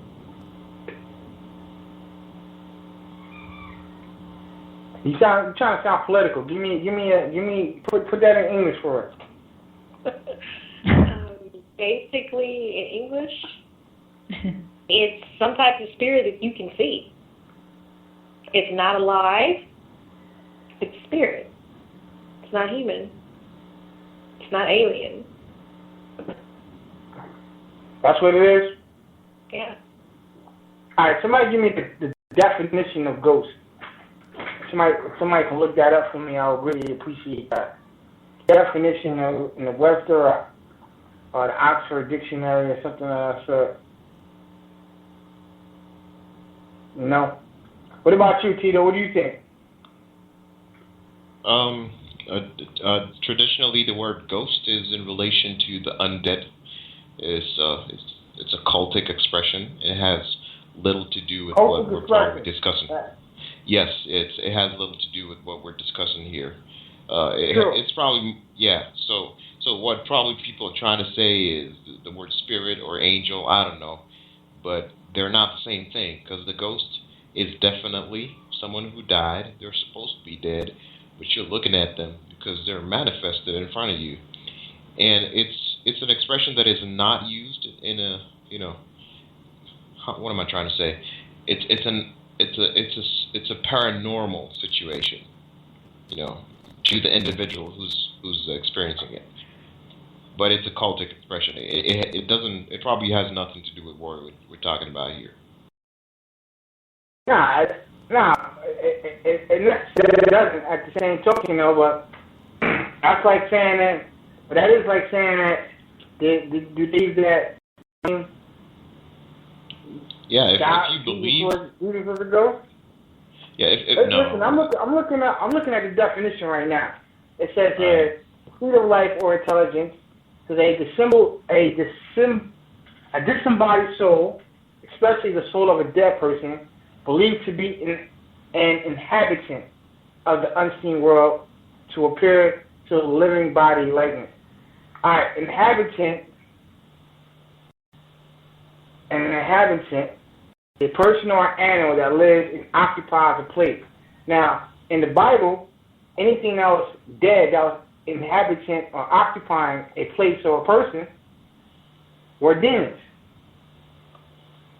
Which I can point that out in the Bible. Everything else here says is a false image, in a photograph, or something like that sort. A hemoglobin, I don't know what that is. But, that's what that is. So, that's the definition I have, and I'm reading here. But, in a nutshell, Thomas thought, well, I can't even give you what Thomas' reaction was. You know what I mean? In this particular situation here. But we do know that since Thomas was a real dude, he had to be freaked out by this when Jesus just popped up out the blue like, yo, peace be with you. You know what I'm saying? Then he looks at Thomas and says, put your finger here. See my hands? Put out your hand and place it in my side. Do not disbelieve, but believe. You know what I'm saying? I would have been freaked out by that. Like, oh, Jesus, hold on, what's going on here? Like, who told you that? And why are you asking me to put my hand up on your side? And even though I said that, I got to do that to believe, you know what I mean? It'd be like, somebody setting me up. You know what I'm saying? What about you? After you was in a situation where, you was home, you and your husband chilling, you knew somebody that passed away, and then out of the blue one day, you and your husband about to lock up the house, relax, you're ready for bed, and the person that passed away pops about the blue, and he says to you, peace be with you. What's your reaction? Oh, if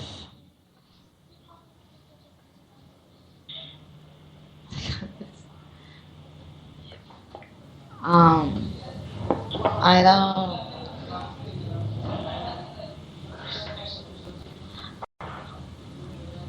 Hello? Hello. What will be my reaction? That was the question.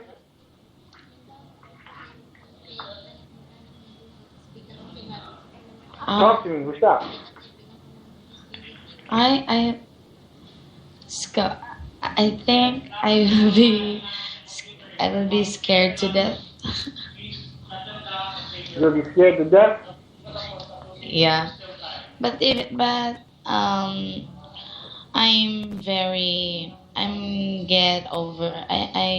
get used to see spirit actually. But if that thing will speak to me, then I will be scared to death. because it's very unusual if a spirit or will talk. No, spirit can't talk, or I just think that.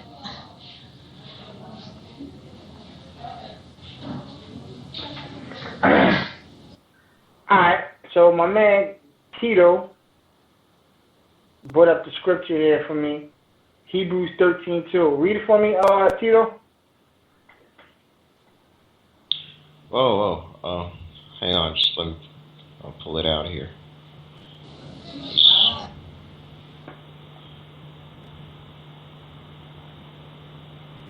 Hebrews 13:2. Yeah, it's loading. Just give it a second. All right. Do not forget to show hospitality to strangers, for by doing so, some people have shown hospitality to angels without knowing it.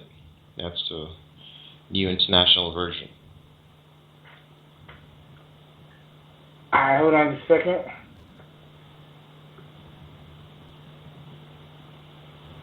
So I'm looking it up. Do not neglect to show hospitality to strangers, thereby some have entertained angels unaware. I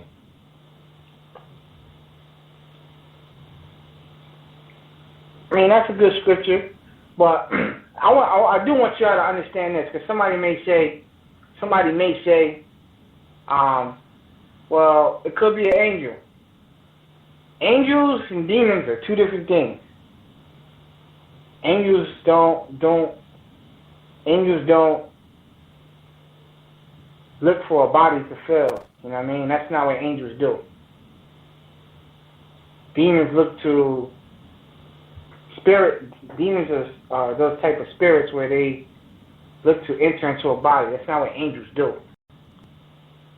You know? So that, I don't want to say angels are ghosts. So we know here in Jesus' situation, Jesus was Jesus. You know what I mean? So we're gonna work it from that angle. But I want to look at Thomas' reaction to this as we kind of close the situation up. Thomas answered him, and he said, "My Lord and my God." Jesus said to him, "Have you believed because you have seen me? Blessed are those who have not seen and yet have believed." How powerful is that statement? Renee, how powerful is that statement that Jesus said? It's very powerful, because that's pretty much the premise on what we as Christians stand on. We walk with, by faith and not by sight, and everything that we do is based off of our faith that He lives, that He died, He was raised, and He lives, and that He's going to come back to get us. So it's very powerful, because that's pretty much what Christianity is. I'm hearing a huge echo. I don't know if anyone else is hearing it. Yeah, I don't know why we're hearing an echo. Somebody must be on speakerphone or something. I hear it as well. But yeah, I think that's very deep. What do you think, Joy? That statement that Jesus said about peace be with you. Excuse me? The words that Jesus said, like peace be with you. Jesus said to Thomas, "Blessed are those who have not seen and yet have believed." Yeah, I think I will believe if, but in order to believe, I still need a proof. Hey, that sound like that echo one is coming from somebody in that center. Y'all sitting next to each other on speakerphone or something? No. It's like somebody on your end is picking up the call. But go ahead, what you were saying? Hello? Is it Yeah, still what, like... finish what you were saying?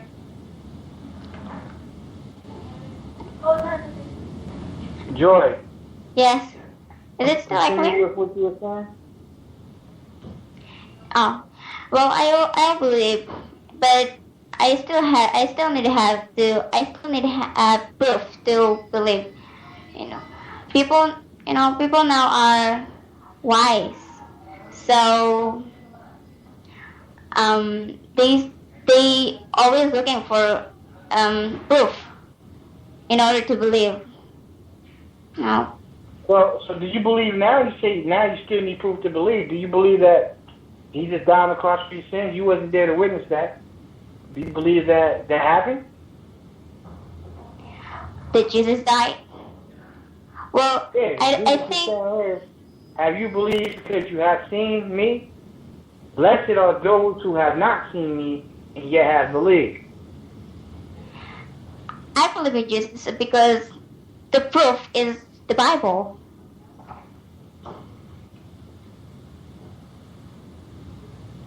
The proof is in the Bible. Yeah. What about you? What about you, Tito? As a human being, that was a pretty fantastic situation. I mean, it's out of this world. So it's not uncalled for that I did not believe. And technically, as a person, that would be my first response. I mean, I'd have to work up some sort of faith before I got to that point where I say, yeah, this is Jesus, man, and I don't need to touch nothing. I see it, I believe it. I don't see it, I still believe it. And maybe what the question I'd have in my mind is that, do I believe the people who were telling me that he is alive?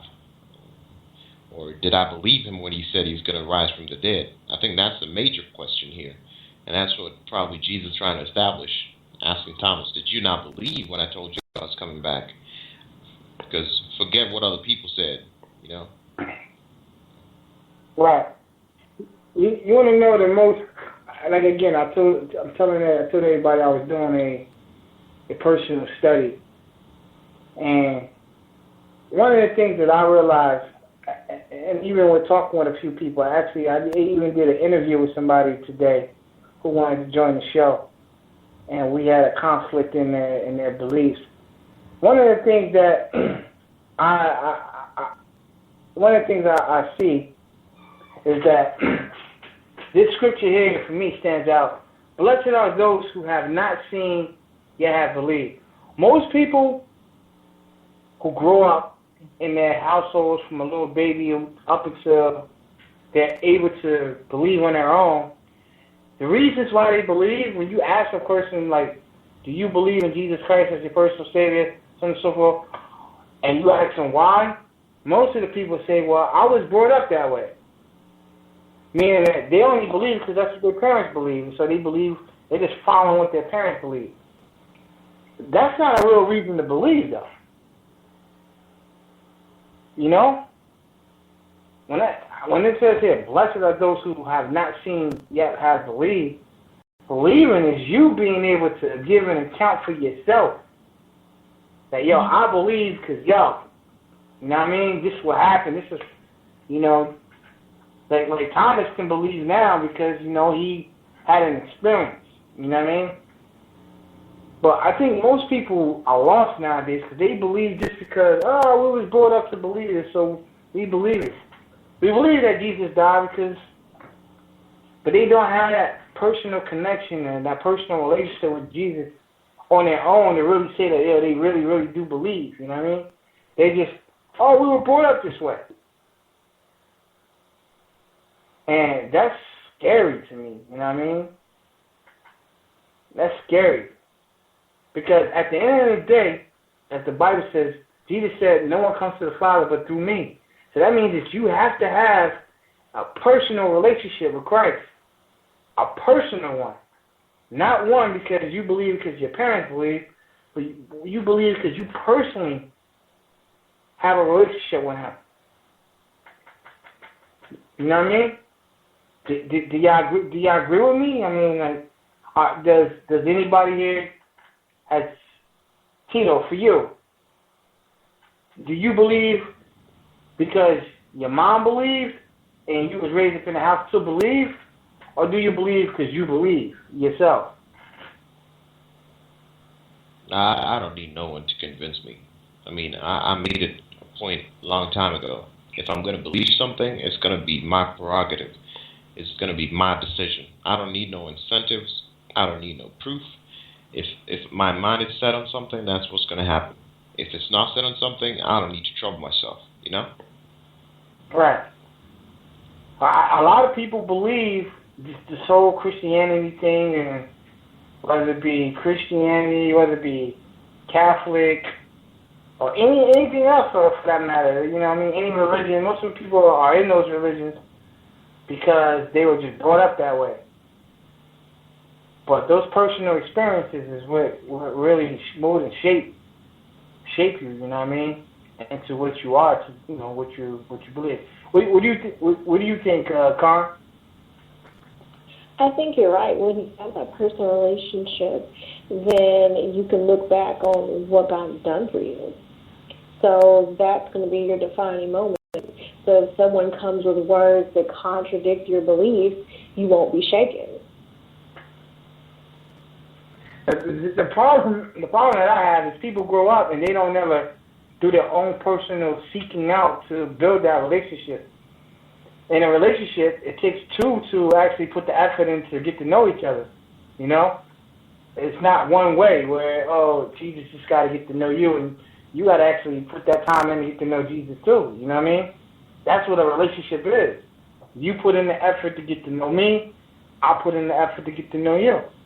A relationship has never been, in any circumstance, a one-way situation. Not a real relationship. You know what I mean?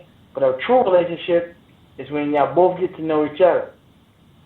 And so, especially people who are saying that they are believers, you know, and they are you know, they grew up, like me, for instance, me, I grew up in church all my life. You know what I mean? The day that I found out, I thought I was always saved. I was just, I went to church. I grew up in church. I remember the day that it was explained to me about salvation. I was like, I was disappointed. Like, how is it that I'm not saved? Like, I want to learn this for myself. Like, what's good? Like, I was excited about being saved. But I was also disappointed because all this time, I thought I couldn't take communion just because I was young. I didn't know it was because I wasn't saved. I was just, you can't take communion. Oh, we were too young to take communion at the time, you know what I mean? I didn't really know what it represented. It wasn't until I got older when I was able to understand and process it for myself and make my own decisions to decide myself. And also, I like the fact that my parents didn't pressure, you know, they gave us the opportunity to seek and learn on ourselves, and it wasn't, you got to do this, you got to do that. You know, besides the normal, you were raised in my household, but we was able to experience God for ourselves, you know what I mean? And I appreciate the family for that. But Renee, any last words considering the topic for today as far as Thomas, Jesus, believing, the unseen? Do you have any last words that you would like to share before we end tonight? My last words is I think we should end in prayer because I don't know how I'm not going to have nightmares tonight. With all this ghost talk and all these things. So I think we should end in prayer tonight. Do you have any last words that you would like to share? No, those are my last words. All right, what about you,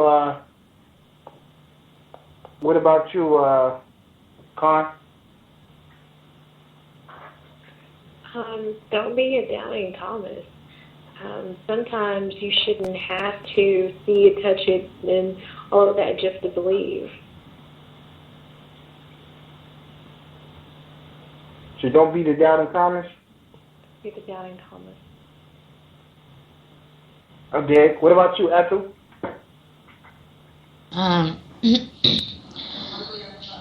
Jesus died to pay the price of our sins, weakness, and poor judgment, but we have to believe in Him, trust Him, and rely on Him, and depend on Him and His grace. That's all. Alright. What about you, Joy? What written in the Bible is true, and also God is true. So, you all you need is have faith and believe that everything is true by means of God. What about you, Judith? Okay. For me, God was crucified and died for us. We don't need miracle or anything that will make us believe. Just pray and feel the presence of our God. He is always behind us. Faith to the Lord, and don't forget to read the Bible, because this is one way to enlighten you that eternity and God is really, really true. That's all. Alright. Any last words, Grace?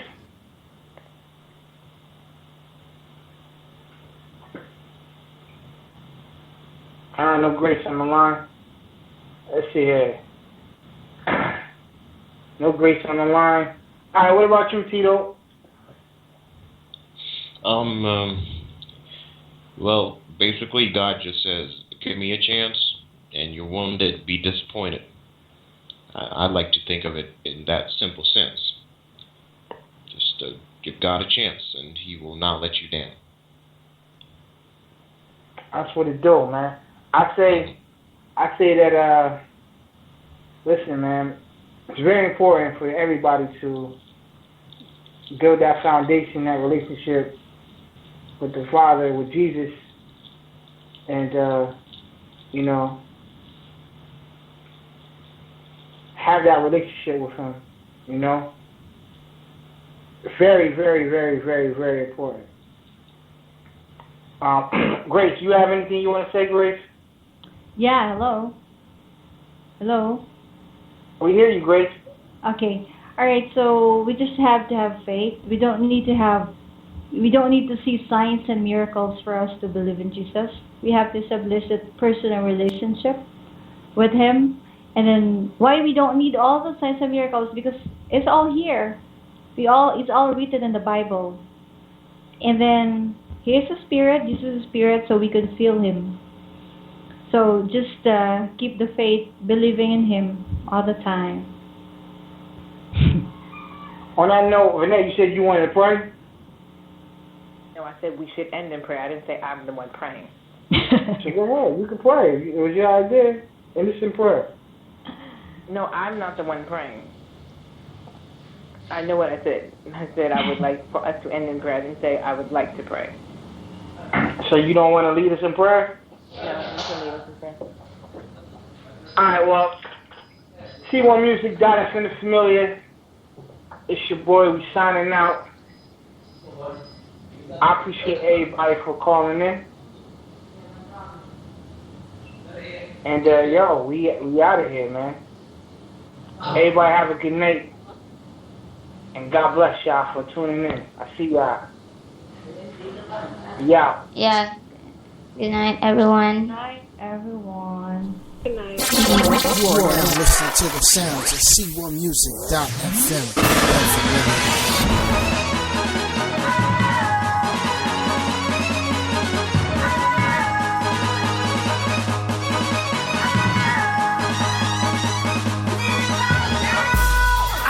For the virtuous women living their lives the way God has intended, keeping their bodies on lock for marriage and carriage. Gotta have a ring before you have it. I'm repping for my virtuous ladies, waking up in the morning praying daily. You let your light shine when it's shady. In love, you keep your cool no matter what the day brings. It's time to step about the closet. Rise up strong like an army. Live long, let your voice be heard. Jesus is the truth, spread the word. I'ma say it again. It's time to step up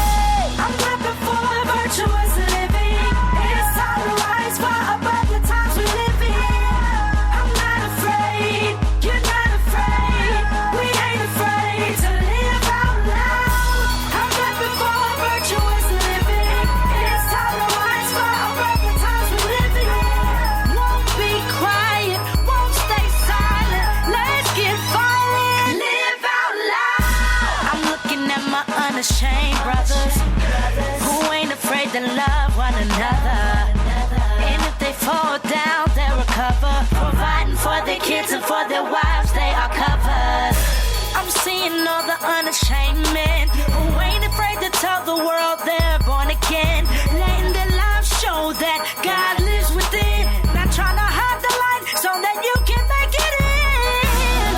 It's time to step up out the closet, rise up strong like an army, live loud, let your voice be heard. Jesus is the truth, spread the word. I'ma say it again. It's time to step up out the closet, rise up strong like an army, live loud, let your voice be heard. Jesus is the truth, spread the word. Let me hear you say, I'm looking for a virtuous living.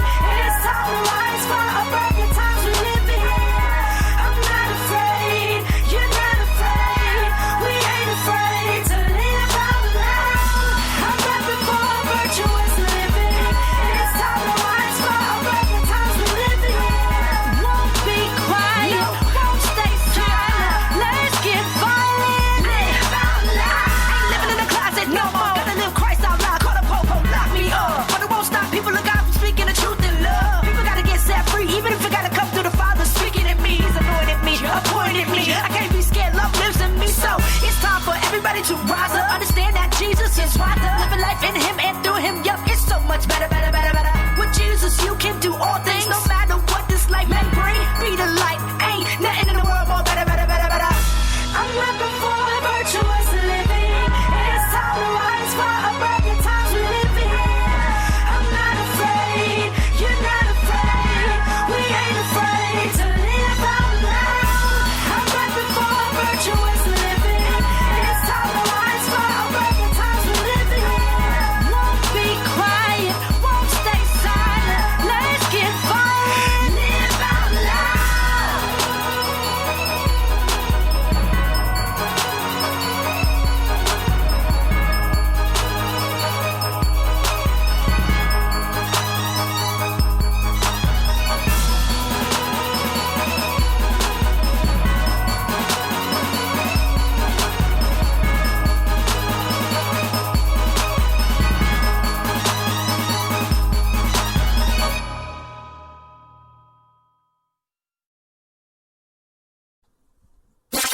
You are now listening to the sounds of C1Music.fm.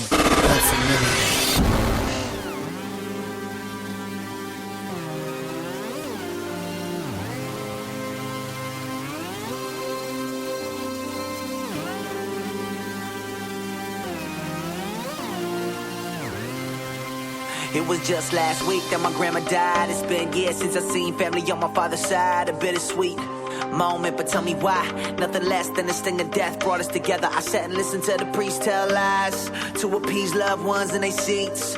When you're looking at a face that's weeping, the grim truth won't bring them no peace. So I put on all white gloves like Mr. Jackson, carried the casket to the Cadillac. Then I realized this is the first time that me and my brothers ever did something together. Whatever, I'm grown now, come on, let's just put on the smiles and take pictures. Take pictures, eat this humble pie to leave them dishes for somebody else to clean them until I see y'all again. Break it down, break it down. Everything here is breaking down. Break it down, break it down. It's all breaking down, down, break it down, break it down. Everything here is breaking down. Break it down, break it down. Well, this won't be forever now. You used to make me cry, but one day you'll wipe every tear from our eyes.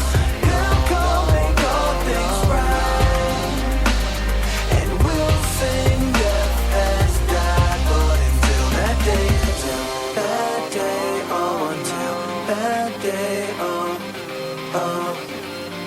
this won't be forever. Till that day, until that day, this won't be forever. This won't be forever. I hopped off the plane. My God, what a scene that I seen on that TV screen. People huddle around, hands on their mouth. Not again, same problem. It hit a new town. 26 dead, 20 of them kids. Where do you begin when some lives just ended? And everybody got the question, if God's so good, how we let this happen? Is it mental health? Is it gun control? Is it we make superstars out of animals? Is it the movies we make? The video games? I don't know. But God, I want an antidote. All I know is this world is broken. My sin is the reason it ain't like it's supposed to. Words fall short trying to comfort the grieving, but you gotta know that it's hope to believe in. One day my God gon' crack the sky. He gon' bottle up every tear that we ever cried, and truth to every lie, justice for every crime. All our shame will be gone, and we'll never have to hide. No more broken hearts, no more broken homes, no more locking